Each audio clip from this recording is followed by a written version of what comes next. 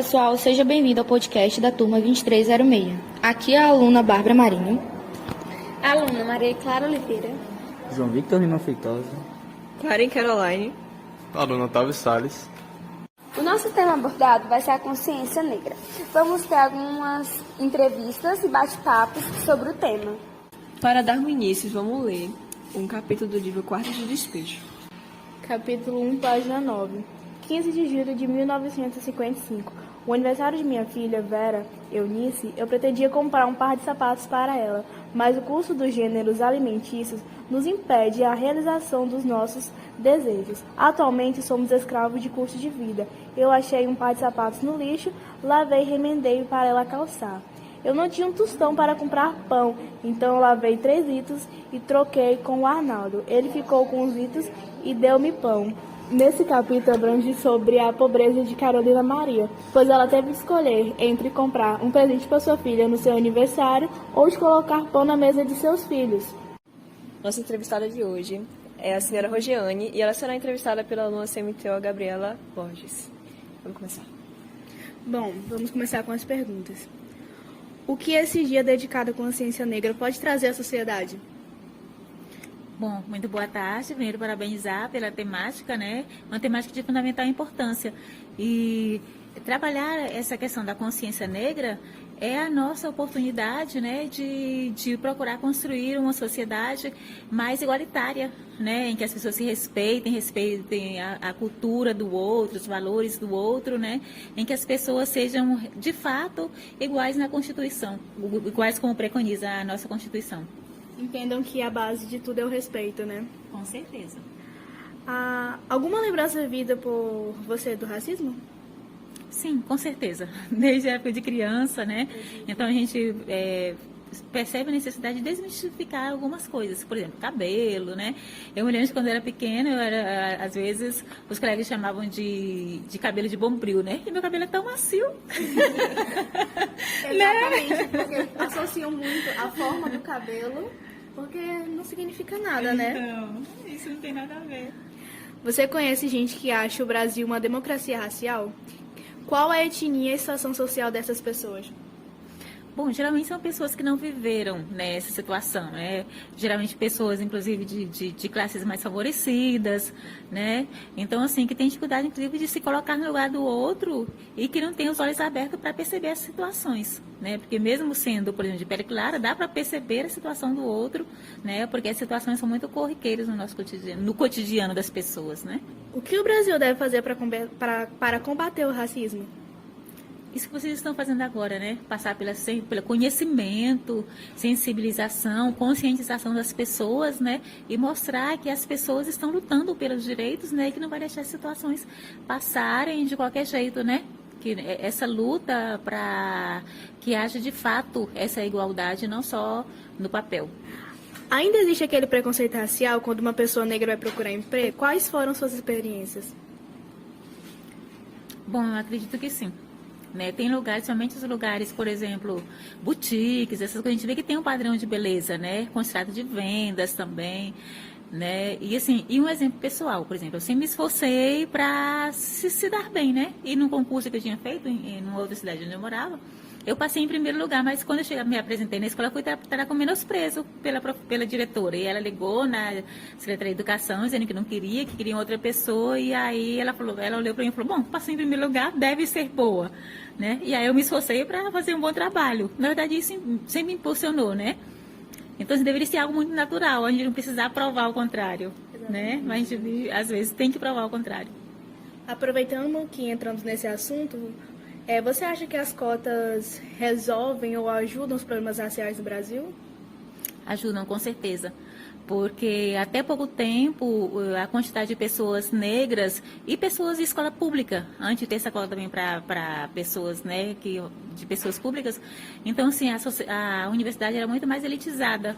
Hoje em dia não, né? A sociedade, o índio está na universidade, isso é muito bom. Né? O negro está lá, as pessoas das favelas estão lá, e isso foi um ganho muito significativo. Muito bom. Meninas, parabéns pelo trabalho. Muito obrigada pela sua participação, foi uma honra, tá? Igualmente. Muito obrigada. Um dos nossos entrevistados de hoje é o aluno CMTO Ascom Carlos Daniel, e quem irá entrevistar é a aluna CMTO Kauri Silva. Olá, eu sou a Kaelin, vou entrevistar o Carlos. Oi, pessoal! Você acha que os artistas e influencers têm um papel importante para o combate ao racismo? Sim, um papel muito importante, ainda mais por causa da visibilidade deles nas redes sociais, né? Ainda mais um principal meio de comunicação, os montes de seguidores que eles têm, sabe? Eu acredito que sim, eles podem usar essa visibilidade deles para combater o racismo e criar uma visão nova sobre pessoas negras e tirar esses estereotipos criados a partir da marginalização da sociedade. Alguma lembrança vivida por você de racismo? Olha, comigo eu já havia falado, né, que eu sofri em outros podcasts que eu havia sofrido preconceito, né, na praia, por conta da minha cor e tudo mais. E também eu sinto uma certa necessidade, sabe, de me vestir de outra forma, de vestir como a sociedade impõe, sabe? Com medo de entrar em um local e ser visto de outra forma, ainda mais por conta da minha cor. A gente chega nos locais, né, e os seguranças vão atrás da gente, fica ali de olho, as pessoas já olham com a gente com outro olhar. E isso, para mim, é uma forma de racismo. Racismo não é só violência e agressão. Há vários outros tipos, né? A gente olha de uma forma diferenciada para uma pessoa, ali já está praticando racismo, sabe? Com que frequência você se coloca no lugar dos outros? Amiga, tu disse que era só um. Eu nunca tinha parado pra pensar nisso. Sempre, né, cara? Eu sempre me coloco assim, sempre tento entender e quando acho que atinge a humanidade da gente, sabe? Quando a gente vê algo horrível acontecendo, principalmente nas mídias sociais, eu mesmo me coloco no lugar. Eu falei que comigo, se fosse comigo, eu não gostaria, sabe? Acho que nenhuma pessoa deve passar por racismo ou por preconceito. Eu acho que isso atinge muito a minha humanidade, a minha empatia interior, porque o que eu não quero para mim, eu não desejo para ninguém, e racismo é uma coisa horrível. Ser agredido por conta da sua cor de pele, ou ouvir ofensas, ou perder oportunidades por conta da sua cor de pele, isso eu não desejo a ninguém, isso é uma coisa horrível. E muitas pessoas não entendem e acham que isso é uma realidade totalmente fora, né, por conta da mídia que prega uma realidade que os negros estão conseguindo inserção na sociedade, mas infelizmente isso é uma inserção gradual, está indo de pouquinho. Então, acredito que sim. Acho que tu conhece o movimento Black Lives Matter? Conheço, né? Ficou bem famoso nas mídias sociais no ano passado, foi? Uhum. E sim, eu acho que isso ajudou muito, eu acho que contribuiu bastante na sociedade, porque as pessoas... Isso foi um estopim, porque acontece diariamente aquilo na sociedade, sabe? Mas naquele momento em específico, o mundo se voltou para essa questão e ajudou bastante, porque todo dia acontece isso e muitas pessoas debatem e discutem as questões raciais somente em semana de consciência negra. Lembro que o racismo só acontece nessa época, nessa semana, mas nós temos que combater e conversar todos os dias durante o ano todo, porque isso infelizmente acontece todo dia na nossa sociedade e são números alarmantes. Qual a diferença do racismo e o preconceito? Eu acredito que o racismo é algo mais ilimitado em questão de cor e raça, sabe? Já o preconceito é algo mais que engloba mais coisas, por exemplo, gênero, orientação sexual e entre outras coisas. Quais os lugares que as pessoas mais sofrem racismo? Principalmente no âmbito, né, do trabalho, é onde as pessoas mais sofrem racismo, muitas vezes não são contratadas por conta da sua cor de pele. Uma amiga minha, a Nathalie Luiz, ela deu um exemplo que a mãe dela não entrou em um emprego, né, quando não conseguiu uma vaga por conta da cor dela, e a moça que estava atendendo ela acabou sendo racista com ela, falando lá uns comentários desnecessários, né, por conta da cor dela. Eu acredito que não só no âmbito trabalhal, mas também na escola também sofre muito. Os alunos, assim, por conta dessa falta de conhecimento, eles acabam praticando esses estigmas, praticando esses preconceitos com outras pessoas. Cite alguma solução para ajudar contra o racismo. Fora Bolsonaro.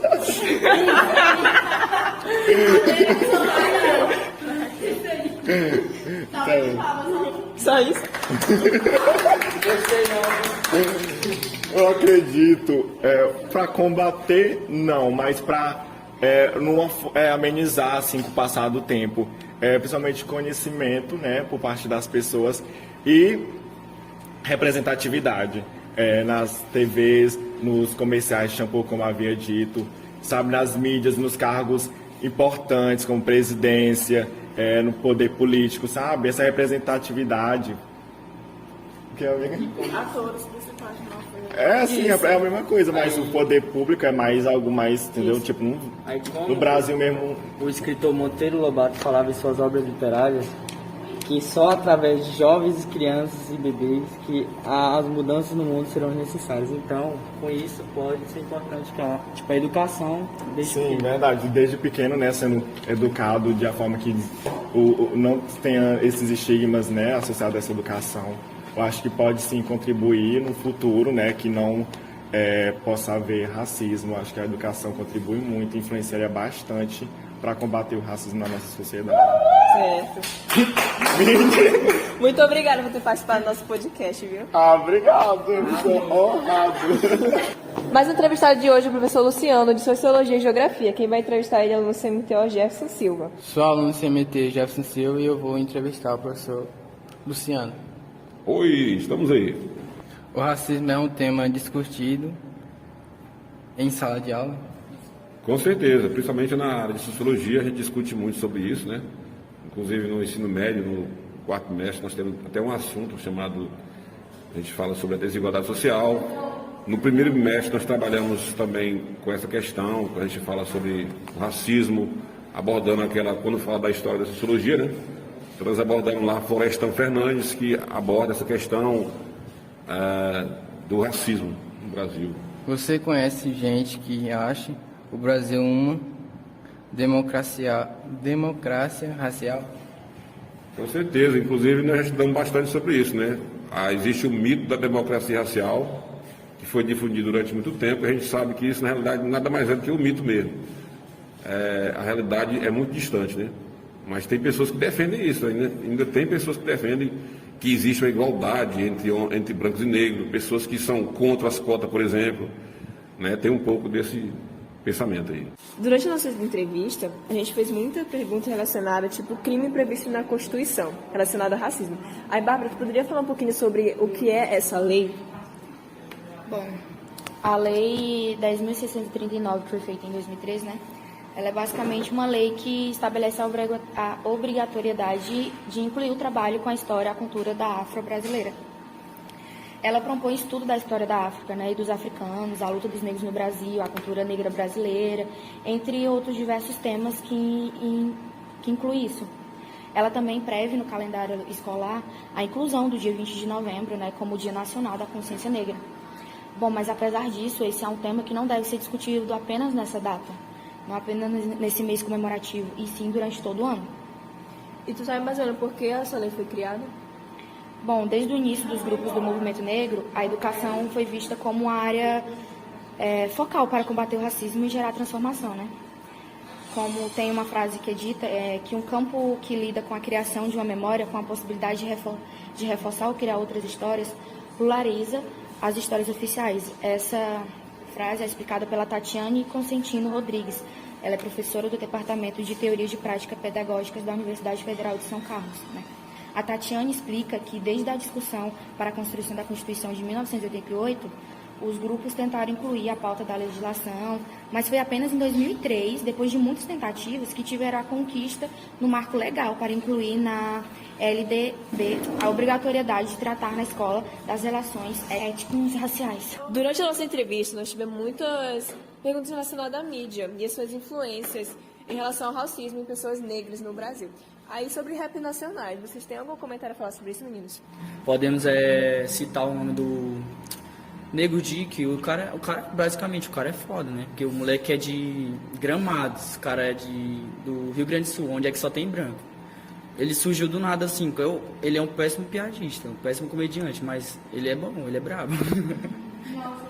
Todo artista, assim, o Mano Brown em suas músicas, ele deixa muito explícita a presença dos racismos nas favelas e periferias do Rio de Janeiro. Basicamente isso. Tem até um bordão da música do Mano Brown, né? Que é fazer o que se o preto velho não estudou? Muitos anos de Brasil, se o Brasil aqui nada mudou. Então, podemos ver que não muda, cara. Tipo, o racismo não é de hoje em dia. Não é de hoje que apareceu esse negócio de racismo. É de antes. Isso aí é lá da época dos portugueses lá, da colonização do Brasil e etc. É isso. Agora vamos ouvir respostas sobre alguns alunos sobre o que eles aprenderam no Dia da Consciência Negra. Kaique, basta trabalhar as relações étnicas racionais apenas na época da consciência negra? Não, porque se nós deixar para comentar esse assunto durante uma vez no ano, nós estaremos reduzindo o assunto. E, é um assunto muito longo para comentar uma vez. Aí a gente tem que comentar durante todo o nosso cotidiano. Rafaela, como foi o surgimento do Dia da Consciência Negra?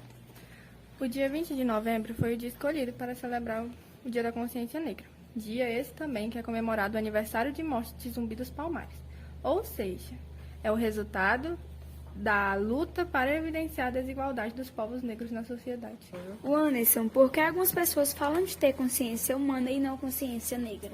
Bom, eu concordo com o ponto de vista de Tatiana, que ela fala que a consciência humana é só mais uma forma de tentar invisibilizar a consciência negra, uma forma de tentar deixar invisível a consciência negra, ou seja, temos várias raças e as pessoas querem colocar essas várias raças, não só a consciência negra, mas a consciência negra foi uma das que mais sofreu e também elas lutaram muito. Ludmila, quais são os pontos de atenção para não trabalhar o tema de forma preconceituosa? É preciso tomar cuidado para a educação não reforçar o preconceito enraizado e não mostrar apenas a dor dos negros, mas também mostrar a luta deles durante esses 300 anos de escravidão. E também ampliar mais as discussões sobre a escravidão nas salas de aulas. Visando a tudo que a gente ouviu durante nosso podcast, estamos chegando ao fim. Bom, aqui a gente queria deixar um recado para vocês, que é: não lembre apenas que existe racismo em novembro. Tenha consciência de que esse é um tema que deve ser abordado durante todo o ano. Racismo é algo sério. Denuncie. Diz que o número 100 e denuncie. Para finalizarmos, ouviremos uma frase da aluna Leide Amar. Obrigada a todos os envolvidos. Não precisamos de um dia da consciência negra, parda, branca, amarela ou albina. Precisamos de 365 dias da consciência humana.